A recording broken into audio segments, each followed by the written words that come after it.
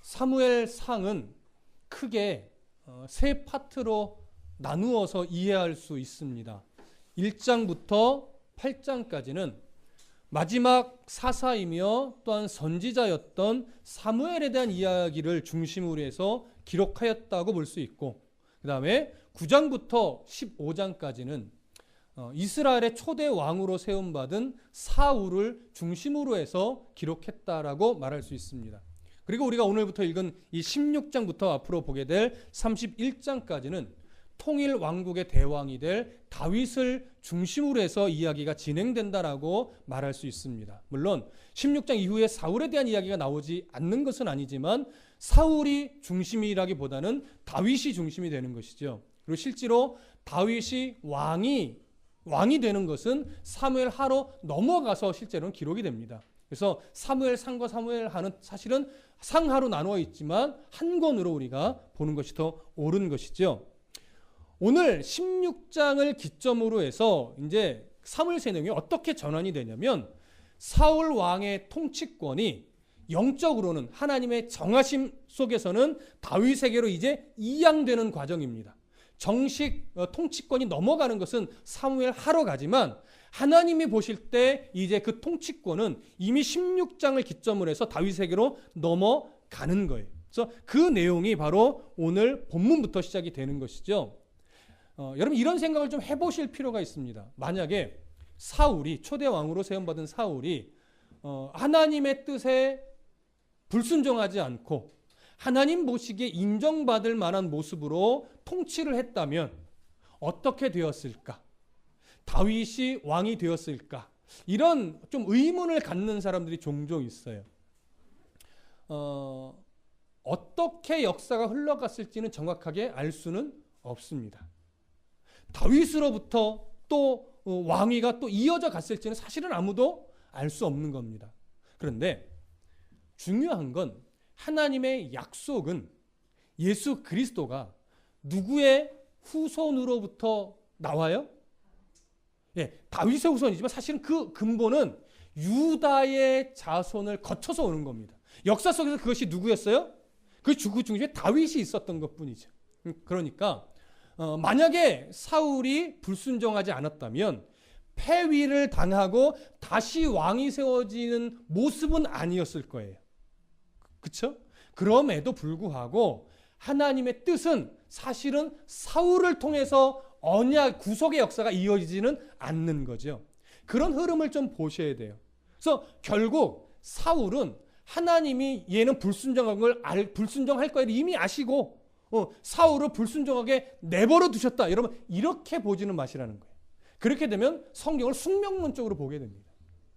결국 사울이 폐위를 당한 건 하나님이 주시는 이 수차례의 기회가 있었음에도 불구하고 사람의 시선을 의식하는 자기 욕심, 왕위를 견고하게 붙잡고 싶은 자기 탐심, 이것을 이겨내지 못하고 결국 하나님의 시선을 두려워하지 않고 사람의 시선을 의식함으로 말미암아 불순종하여 결국 폐위를 당한 겁니다.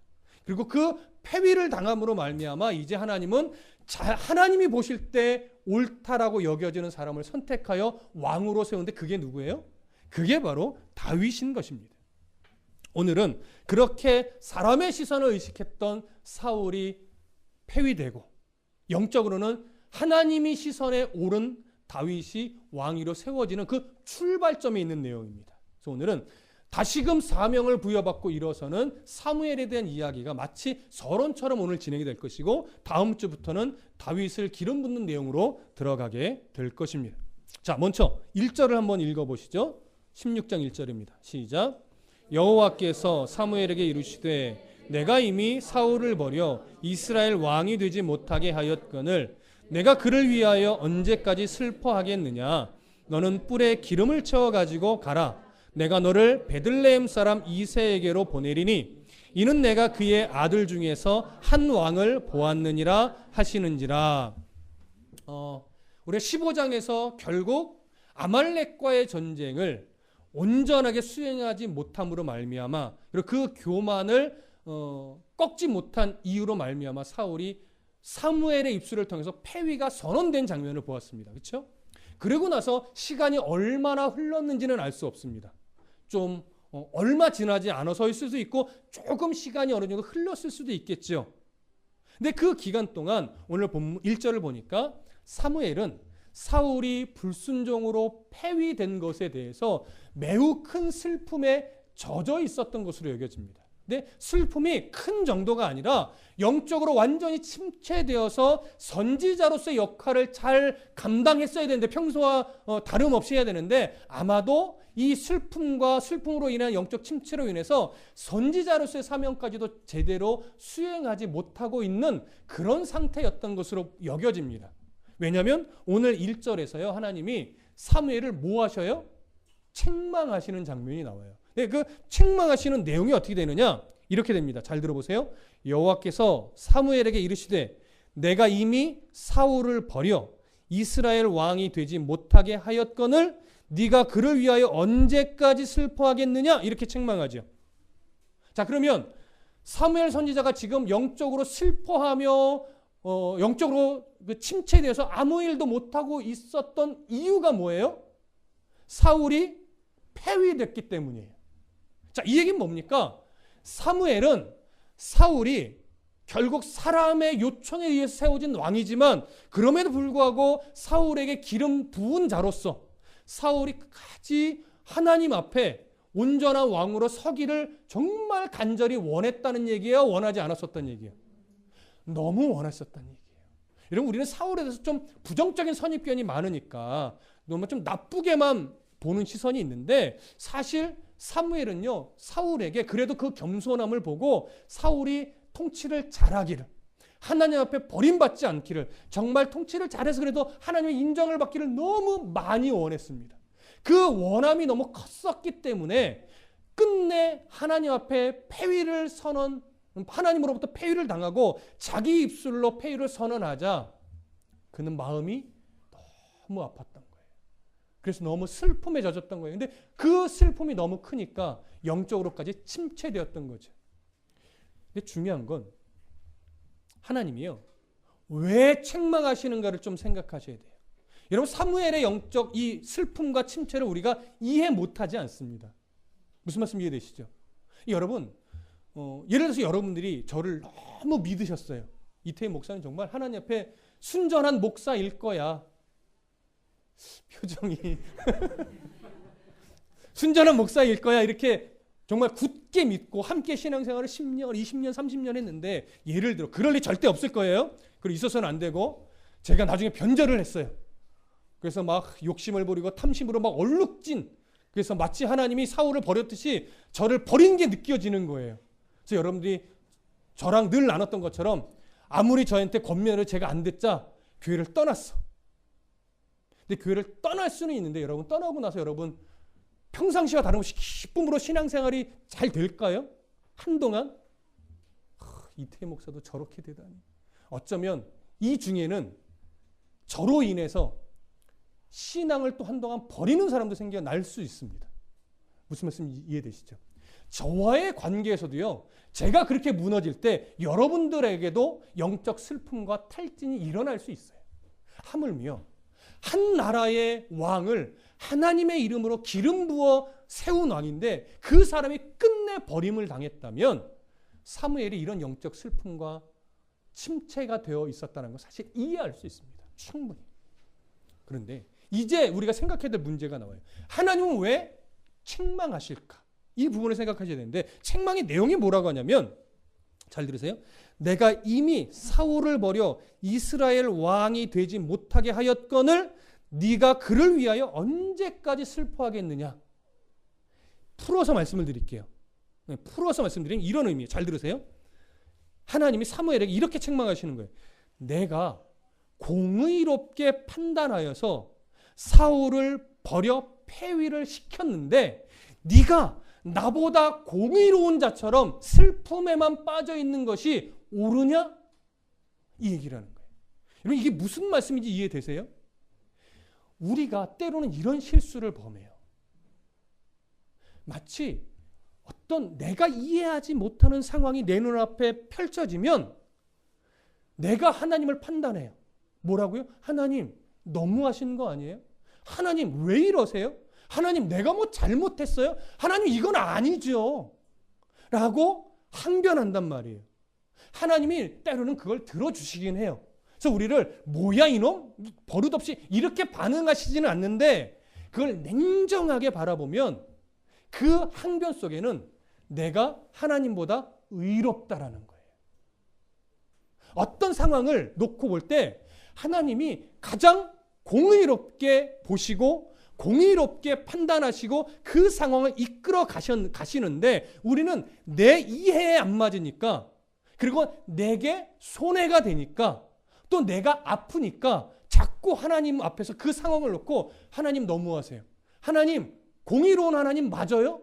하나님 왜 이러세요? 라고 하는 류의 항변들을 막 하나님께 해야 되는 거죠. 하나님이 그걸 품으시고 아들로서 딸로서 그를 설득하시며 계속 수정해 주시니까 우리가 이렇게 사지 멀쩡하게 오늘 예배하고 있는 것이지.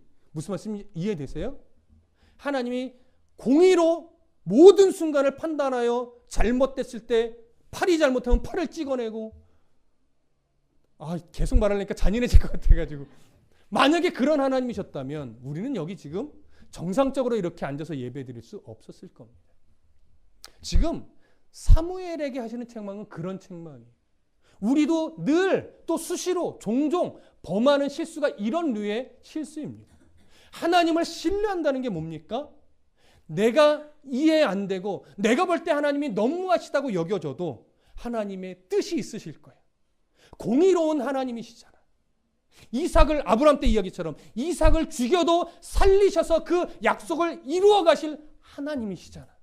그런 진리를 성경에서 발견한 그 하나님은 절대 아무 이유 없이 불의하게 나를 버리시는 분이 아니라는 사실을 굳게 믿고 어떠한 상황 속에서도 흔들림 없이 믿음의 걸음을 그저 한 걸음씩 의연하게 걸어내는 사람, 그 사람이 진짜 성숙한 신앙의 사람인 겁니다. 그래서 이 의연한 신앙은요, 젊을 때 잘 안 되는 거예요. 늘 말씀드리지만 젊을 때는 아직 뭐가 남아있어요? 내 혈기가 남아있다고요. 그 혈기는 언제 꺾이느냐? 인생의 굴곡진 파도를 넘나드는 과정 속에서 하나님의 만지심을 내가 겪어야 비로소 하나님은 이런 하나님이시지 라는 분명한 이해 속에서 의연한 신앙인이 될 수 있고 함부로 내 상황과 환경 때문에 하나님보다 의로운 자처럼 항변하지 않을 수 있는 힘이 생기는 겁니다. 근데 사무엘도 역시나 이런 실수를 벌이는 거죠. 무슨 말씀 이해되십니까? 그래서 우리가 이런 모습, 사무엘의 이런 모습도 은혜가 되는 거예요. 사무엘도 이랬었구나. 사무엘처럼 참 하나님 앞에 붙잡혀 하나님 말씀을 멋지게 선포했던 그런 사무엘도, 사울을 기름 부어 다윗을 기름 부었던 사무엘도 이렇게 연약한 모습이 있는 사람이었구나. 그러니 오늘 우리도 넘어질지라도 이렇게 세우시는 하나님을 믿고 감사함으로 하루를 살아낼 수 있는 이유가 여기서 오는 거죠. 여러분, 우리는 지금 신앙의 걸음 잘 걷는 겁니까? 잘 못 걷는 겁니까? 위로하십시오. 연약하지요. 그러나 여러분 잘 가고 계시는 겁니다. 그러니 더 잘 갈 수 있게, 더 실수하지 않게 어떻게 해요? 더 말씀을 내 삶에 바르게 채워 넣으셔야 되는 거예요. 자, 그렇게 하나님이 사무엘을 책망하시며 버리시는 것이 아니고 다시 사명을 주어 일으켜 세우십니다. 자, 그 일으켜 세우시는 명령이 뭐냐? 뒤에 보시면 너는 뿔에 기름을 채워 가지고 가라. 내가 너를 베들레헴 사람 이새에게로 보내리니 이는 내가 그의 아들 중에서 한 왕을 보았느니라 하시는지라. 자, 이것이 이제 새롭게 주신 사명이에요. 다음 왕이 될 자에게 가서 기름을 부어 세우라는 거죠. 여기서 근데 좀 한 가지 좀 주목해 보실 게 이번에 우리가 이제 다윗이란 건 우리는 이미 알고 있어요. 다윗에게 기름을 부으라고 하는데 기름을 어디에 넣어서 가래요? 뿔. 그렇죠. 속을 파낸 뿔이에요.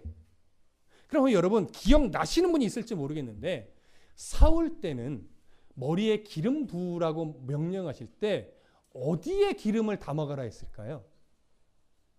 한 분도 생각이 안 나시죠? 자, 10장 1절로 가보겠습니다. 사무엘상 10장 1절.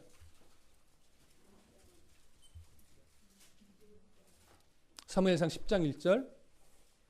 자, 찾으셨으면 함께 읽습니다. 시작.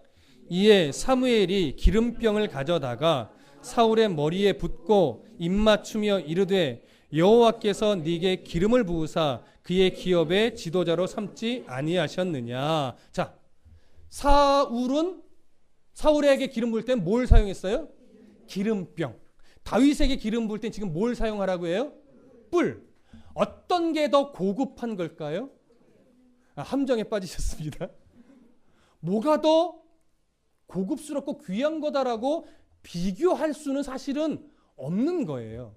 그런데 여러분들처럼 어떤 견해가 종종 있냐면, 왜 사울은 기름병에 담아 기름을 부었고 왜 다윗은 뿔에 담아 기름을 부었느냐 할 때요, 사울은 온전한 왕으로 하나님이 세운 것이 아니었다.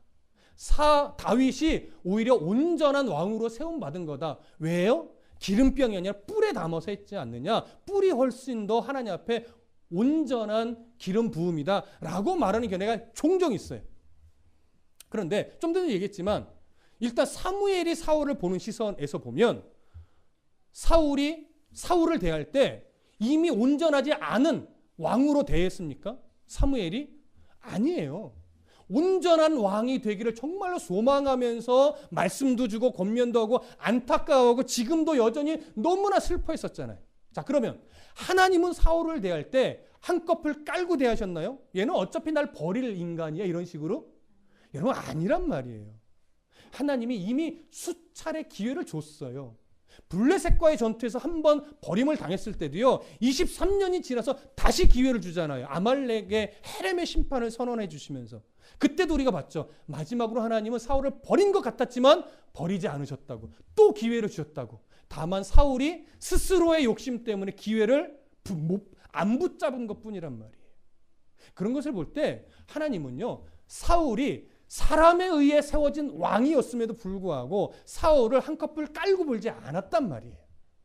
그래서 지금 왜 사울은 기름병이고 다윗은 뿔이냐라고 할 때요, 당시에 왕의 이 기름 붓는 행위에서는요, 본래 두 가지가 다 쓰여요.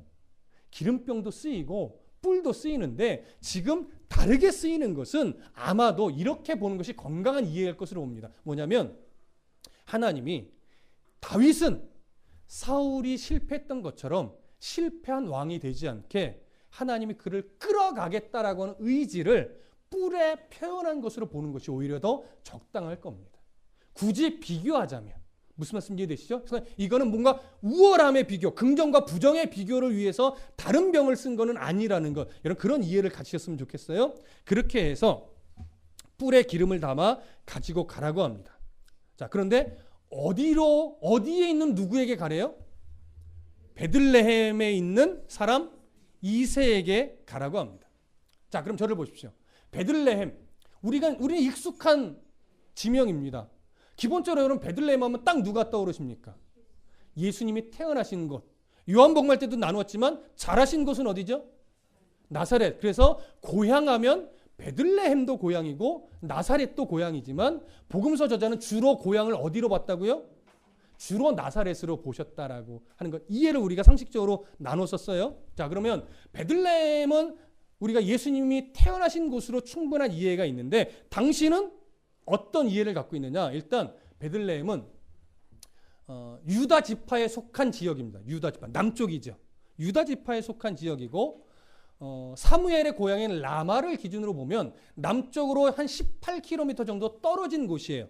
근데 이 베들레헴이 좀 큰 도시냐? 아니요. 굉장히 작고 사람들에게 그렇게 인기가 있지 않았던 좀 시골 마을 정도 됩니다. 우리가 베들레헴이라는 지명이 익숙해서 좀 큰 도시처럼 여겨지지만 이 도시는 그리 큰 도시는 아닙니다. 그리고 베들레헴 하면 이제는 요 시대를 기준으로 보면 예수의 고향으로 떠오르시면 안 되고 누구의 고향으로 떠오르셔야 되냐면 룻기에 나오는 나오미의 고향으로 떠오르셔야 됩니다. 룻기 강의한 거 벌써 잊어버리셨나요? 룻기에 보면 나오미의 고향이고 나중에 이 베들레헴에서 누구와 누가 결혼을 하지요? 보아스와 모압 여자 룻이 결혼을 하지요. 그래서 둘이 행복하게 살았던 도시가 어디예요? 방금 얘기했죠. 베들레헴. 베들레헴에서 함께 알콩달콩 발음도 안 되네. 질투가 나나? 알콩달콩 살다가 난 아들이 누구예요? 오벳. 그리고 그 오벳이 또 베들레헴에서 살다가 난 아들이 누구예요? 오늘 본문에 나오는 이새예요. 그러니까 이새는 누구의 손자예요? 보아스와 룻의 손자예요. 그 이새의 아들이 누구예요?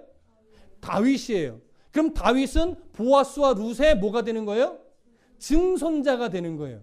그러면 다윗이 기름 부음 받을 때 보아스와 룻이 살아 있었을까요? 죽었을까요? 어떻게 알아요? 아니 어떻게 아시냐고요? 여러분 보아스와 룻이 몇 살에 죽었는지 아셔요? 저도 몰라요.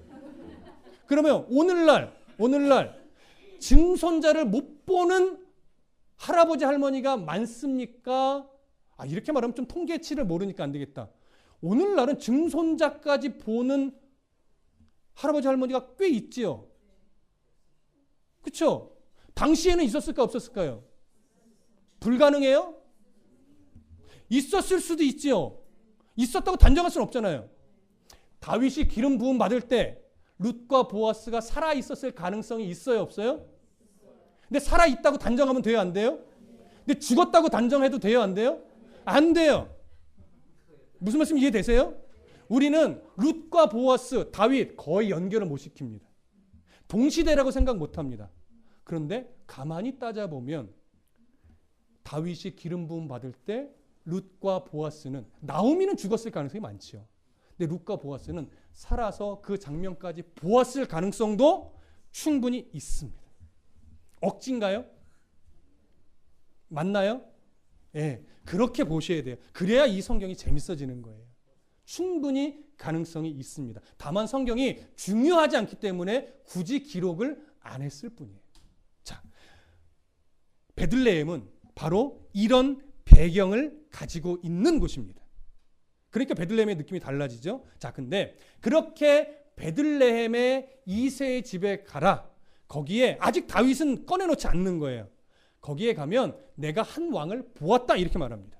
자, 성경대로 표현하면 내가 너를 베들레헴 사람 이새에게로 보내리니 이는 내가 그의 아들 중에서 한 왕을 보았다 이렇게 이야기를 합니다. 자, 한 왕을 보았다라고 하는 것은 중요한 표현입니다. 왜 중요하느냐?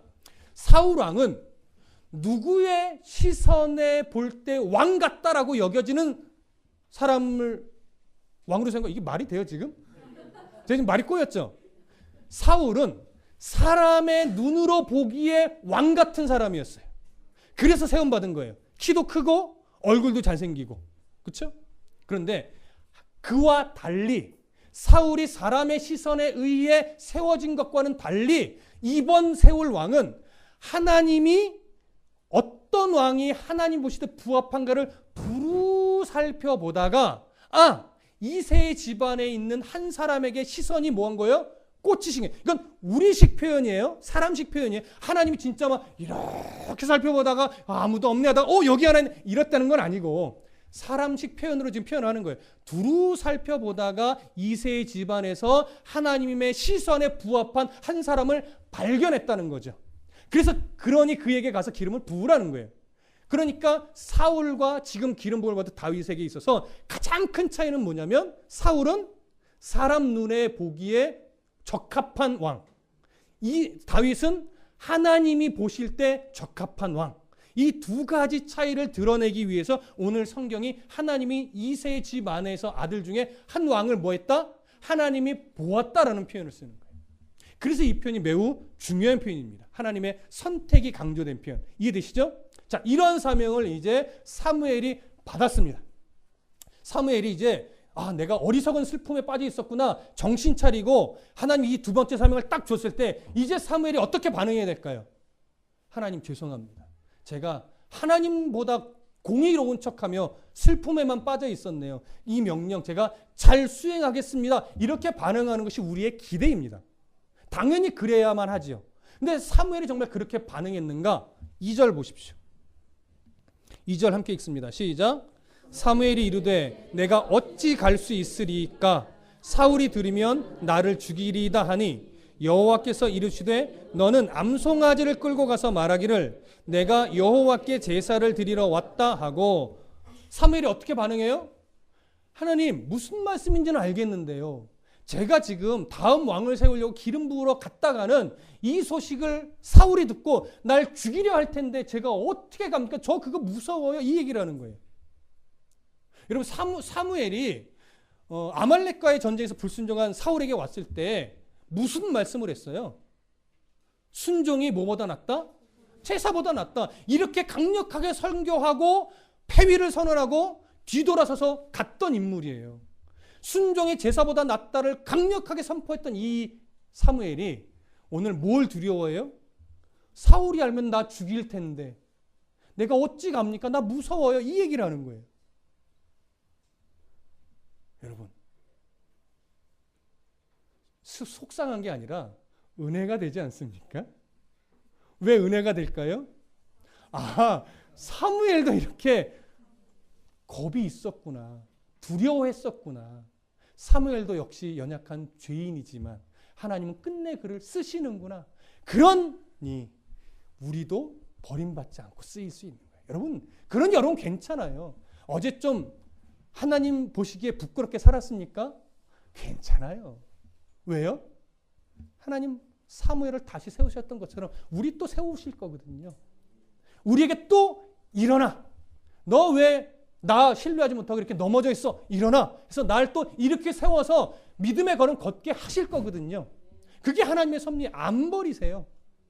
그래서 여러분, 어제 넘어지셨습니까? 괜찮습니다. 오늘 말씀 붙잡고 다시 일어나면 됩니다. 내일 넘어지실 수도 있습니까? 안 넘어지시려고 노력하십시오. 그러다가 넘어지시면 괜찮습니다. 왜요? 하나님 또 일으켜 세우시니까. 그래서 사무엘의 이 모습이 오히려 우리에게 은혜가 되는 겁니다. 자, 그런데 이제는 좀 생각해 봐야죠. 왜 이랬던 사무엘이 사울 왕이 자기를 죽일까 봐 두려워졌을까? 여러분, 성경은 정확하게 표현하고 있진 않지만 이런 그림을 좀 그려볼 수가 있어요. 이건 추측인데, 사울 왕에게 있어서 이미 한번 패위 선언이 됐다는 건 사울이 하나님이 나를 버리셨다는 걸 인지를 할까요? 못할까요? 인지하지요. 못할 수가 없지요. 인지를 하지만 이 왕권을 놓치고 싶을까요? 놓치고 싶지 않을까요? 절대 놓치고 싶지 않죠. 그러니까 패위 선언을 당한 이후에 사울에게서는 뭐가 가장 예민하냐면 자기 왕권에 위협이 되는 요소에 대해서는 가장 뭐예요? 예민해져요. 나중에 우리가 다윗을 그렇게 죽이려고 했던 모습에서 우리가 알 수 있잖아요. 다윗이 사실은 사울 왕을 억지로 막 끌어내리고 자기가 왕이 되려고 한 적이 한 번도 없어요. 그럼에도 불구하고 사울은 끝까지 다윗을 죽이려 했던 모습을 보면 얼마나 자기 왕권에 대해서 예민했었는지 알 수 있어요. 그렇다면 아직 다음 왕에게 기름 부어지지 않은 이 상태에서 사울에게 있어서 가장 자신의 왕권에 위협이 되는 위험 인물은 누굴까요? 당연히 사무엘이죠. 왜요? 사무엘이 누군가 기름 부으면 그 사람이 다음 왕이 되는 거니까. 그렇다면 사무엘이 있는 곳에 누군가 일거수일투족을 감시하도록 누군가 사람을 붙였을 가능성이 많을까요? 그냥 관심 없이 내버려뒀을 가능성이 많을까요? 여러분, 감시자를 붙였을 가능성이 더 많습니다. 왜 그걸 우리가 추측할 수 있냐면 사무엘이 이렇게 말해요. 내가 어찌 갈 수 있으리까? 사울이 들으면. 왜 들을 걸 걱정해요? 누군가 자기를 감시하고 있는 걸 알기 때문에 내가 어디를 가도 그 걸음걸음을 다 누군가 감시하고 보고하는 사람이 있기 때문에 사무엘은요, 함부로 발걸음을 어디 옮기기가 겁나는 거예요. 우리는 그렇게 좀 추측해 볼 수 있습니다. 충분히 어떻게 해요? 가능성 있는 추측이라고 여겨집니다. 어떤 이유에서든지 사무엘은 지금 그런 사무엘의 모습 속에서 두려움을 갖고 있습니다. 그만큼 사울과 사무엘은 현재 관계가 완전히 끊어졌고 사울은 더 이상 사무엘을 영적으로 존경하지 않으며 사무엘을 높이지 않습니다. 이제는 사울에게 있어서 사무엘은 그저 자기의 왕권에 가장 위협이 되는 위험 인물일 뿐인 거죠. 그런 관계를 너무나 잘 알고 있던 사무엘이기 때문에 지금 그런 두려움에 현재 빠져 있는 상황인 겁니다. 자, 그래서 그런 두려움에 빠져 있는 사무엘에게 하나님이 무슨 대안을 주냐면 2절 중간부터 이렇게 말하죠. 여호와께서 이르시되 너는 암송아지를 끌고 가서 말하기를 내가 여호와께 제사를 드리러 왔다라고 말해라 이거예요. 베들레헴에 그냥 가지 말고 뭘 가지고 가래요? 암송아지를 가지고 가래요. 암송아지를 가지고 가라는 건 어떤 의미냐면 화목 제사를 드리러 가라는 거예요. 화목 제사를 드린다는 건 어떤 의미냐면 사무엘은 선지자로서 여러 지역을 순회하며 예배합니다. 여러 지역 순회하면서 그곳에서 어떤 잘못된 일이 있으면 하나님의 말씀으로 책망도 하고 잘한 것이 있으면 위로도 하고 그러면서 지역을 다니면서 하나님의 뜻을 전하고 가르침을 주고 오는 식의 순회 사역을 해요. 근데 물론 베들레헴은 보편적인 순회 사역에 있던 곳은 아닙니다. 그런데 하나님은 비록 네가 자주 가는 곳은 아니지만 베들레헴에 이 순회 제사를 드리러 가는 것으로 해서 가서 진짜 순회 예배를 거기서 드려라 이거예요. 그래서 드릴 때 누구를 초청하라는 거예요? 이새와 그의 아들들을 초청하라는 거예요. 자, 3절 다 같이 읽어볼게요.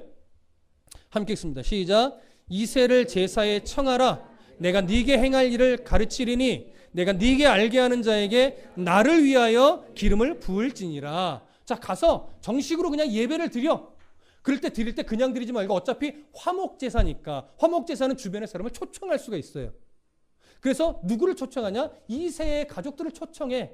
그래서 초청해서 예배하고 그 다음에 내가 너에게 알게 해주는 사람에게 기름을 부으라 이거예요. 그러니까 아직 사무엘도 누구에게 기름 부어야 되는지 알아요? 몰라요? 현재는 모르는 상태인 거예요. 근데 이런 하나님의 말씀을 놓고서 종종 학자들은 뭐라고 말하냐면 하나님이 지금 사무엘에게 거짓말을 가르친다. 속임수를 가르치는 거 아니냐? 이걸 어떻게 봐야 될 것인가? 이렇게 질문을 던진 학자들이 종종 있어요.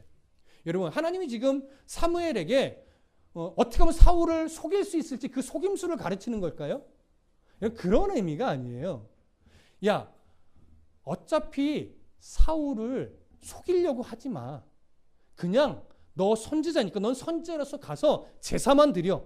제사 드릴 때 내가 알려주는 사람에게 기름만 부어. 다만 그냥 뭐만 말하지 마라고 하는 거예요. 뭘 말하지 말라는 거예요? 목적 자체는 내가 기름 부으러 가는 거 이것만 말하지 말라는 거예요. 이 얘기는 뭐냐면 하나님에게 있어서 사울은 이미 버림을 받은 자예요. 버림을 받은 자는 하나님이 그를 하나님의 종으로 보지 않고 뭘로 봐요? 그냥 대적자로 보는 거예요. 그럼 여러분, 대적자에게 걸음걸음 왜 가는지 이렇게 상의하고 알려줍니까? 알려주지 않죠. 굳이 말하지 않는 거예요. 그래서 너는 그냥 내 명령을 따라 제사해라. 내 명령을 따라 기름을 부어라. 다만 사울에게는 네가 제사하는 것처럼 보여지기만 놔두라 이거예요. 그 안에 담겨진 의미는 내가 사울에게 감추겠다 이거예요. 하나님이. 그런 주권이 하나님에게 있습니까? 없습니까? 속임수 아니에요. 오늘날 역사가 흘러갈 때 하나님의 구속 역사를 우리 모든 사람에게 다 일일이 알려주지 않아요. 하나님의 뜻에 따라 보여줄 건 보여주고 감출 건 감춰가면서 하나님이 그 뜻에 따라 일을 행하십니다.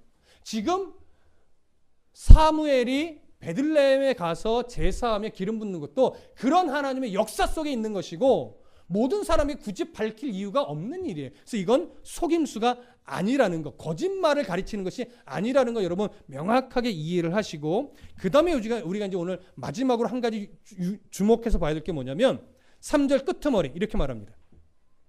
나를 위하여 기름을 부을지니라. 이제 사무엘의 마지막 남은 과제는 뭐냐면 사울이 알면 나를 죽일 텐데 이런 두려움을 하나님의 이 약속을 믿는 믿음으로 극복하고 가서 하나님을 위하여 하나님이 알게 해주시는 사람 머리 위에 기름을 붓는 거예요. 하나님을 위하여 붓는다는 것에 주목하셔야 됩니다. 사울에게 기름 부을 때는 사실 하나님을 위한 것이 아니라 누구를 위한 거였죠? 백성들을 위한 거였어요. 백성들이 원하는 기준에 부합한 사람을 선택하여 백성들이 원하는 대로 백성들을 위하여 기름을 부어줬다면 지금은 사람을 위하여 붓는 것이 아니라 누굴 위하여 부어요? 하나님을 위하여 내게 있는 두려움을 극복하고 순종함으로 기름을 붓는 거죠. 그러면 잘 들으십시오. 하나님을 위하여 기름을 붓는 것은 사람을 위한 것이 아닐까요? 다시 얘기해 볼까요? 사람을 위하여 기름 붓는 것은 하나님을 위한 걸까요? 헷갈리시죠? 사람을 위하여 기름 붓는 것은 하나님을 위한 것이 아닐 수도 있습니다. 그런데 하나님을 위하여 기름 붓는 것은 사람을 위한 게 됩니다. 근데 거기에는 뭐가 극복돼야 돼요? 사람의 시선을 두려워하는 이 두려움이 극복돼야 돼요. 그럴 때 하나님을 위하여 기름을 부을 수 있는 겁니다. 오늘날 우리의 믿음의 삶 사실은 똑같습니다. 왜 신앙의 걸음이, 왜 예배가 하나님을 위해서 살아가는 이 삶을 우리 모두가 그렇게 살아가야 된다는 건 아는데 왜 온전하게 하나님의 뜻에 우리가 순종해내는 것이 어렵습니까? 세상의 가치가 그렇게 살다간 버림을 당할 것 같은 두려움이 있기 때문에 그래요. 그렇게 살다간 도태될 것 같은 두려움이 있기 때문에 그래요. 그렇게 살다간 너무 찢어지게 가난하게 살 것 같은 두려움이 있기 때문에 그래요. 그래서 그 두려움을 극복해내지 못하면 하나님이 원하시는 믿음의 삶을 온전하게 살아내기 어렵습니다. 그런데 신앙의 연륜을 갖고 하나님 앞에서 열심히 다듬어진 성도는, 훈련된 성도는 알아요. 결국 하나님을 위하여 내가 세상을 두려워하지 않고 살아내면 끝내 하나님이 나를 높이시고 나를 채우시고 나를 위하여 하나님이 일하신다는 이 진리를 발견을 하죠. 그러니까 세상이 주는 여러 가지 유혹적 두려움이 많지만 결국 그것에 내가 휩쓸리지 않고 하나님 말씀에 딱 붙어서 하나님 원하시는 대로 살아가는 걸음을 걷게 되는 겁니다. 그러니 이 진리를 발견할 수만 있다면 우리는 세상이 주는 두려움에 흔들리지 않을 수 있는 거예요. 오늘 특히 오늘 이 자리에 있는 젊은 청년들 더 이 말씀을 상고하십시오. 여러분 정말 인생을 살아가다 보면 아직 저도 인생을 배워야 하는 단계이지만 우리의 신앙을 꺾어뜨리고 유혹하는 세상의 요소들이 너무나 많습니다. 날 걱정하게 만드는 것들, 때로는 무섭게 만드는 것들, 때로는 너무 달콤한 것들. 근데 그런 것들을 잡으려고 하나님께 순종하는 것을 잠시 뒤로 미뤘다가는 이 하나님을 떠난 세상 속에서의 걸음이 너무 깊게 빠질 때가 있어요. 그 깊게 빠지다 보면 하나님께로 분명히 되돌아오게는 될 것이지만 되돌아오는 그 여정이 너무 길어져요. 그러면 나중에 왔을 때 너무 후회되는, 너무 안타까워지게 되는 상황들이 참 많습니다. 내가 왜 청년의 시절을 그렇게 방황하며 세상 속에서 헤맸을까? 그거 가졌는데도 가져봤자 내게 영원한 기쁨을 주는 것이 아니었는데 그때 좀 더 하나님 말씀에 붙잡혀 좀 더 하나님의 뜻에 부합한 삶을 살 걸. 그랬으면 내 인생의 흔적이 정말 하나님이 기뻐하는 흔적으로 더 가득했을 텐데. 이런 후회를 안 하시려면 젊을 때 더 말씀을 통해서 세상이 주는 두려움은 하나님 앞에 순종하는 것보다 더 이 말이 되나요? 오늘 왜 이렇게 말이 꼬이죠? 무슨 말씀인지는 알죠? 네. 그런 하나님 손에 붙들릴 때 세상이 주는 두려움은 두려움이 아니라는 것을 아는데 그 거짓된 두려움, 위장된 두려움 이런 것에 내가 넘어지지 않았을 텐데 그러기 위해서 여러분 하나님 말씀 앞에 더 치열하게 붙들리셔야 됩니다. 거짓된 두려움에 속지 마십시오. 위장된 유혹에 속지 마십시오. 하나님이 없는 곳에는 영원한 기쁨이 없습니다. 아무리 모아도 그것에만 집중하면 거기에는 좀이 쓸고 동목이 쓸고 도둑이 있어요. 근데 말씀에 붙들려 하나님 앞에 순종하는 삶을 살아내게 되면 하나님 나라의 그 보물을 쌓는데 하나님 나라의 보물을 쌓으면 도둑이 훔쳐가지를 못해요. 좀이 쓸지 않아요. 영원한 기쁨이 내 안에 넘쳐 흐른다고요. 그 기쁨을 말씀 안에서 발견하시고 젊을 때 더 힘다하여 하나님을 알아가는 은혜로 말미암아 돌아가는 인생이 아니라 하나님이 기뻐하는 흔적을 많이 만들어내므로 말미암아 이미 청년 시절에 하나님을 기쁘시게 하는 멋진 청년의 삶 또한 성도의 삶을 살아내시기를 간절히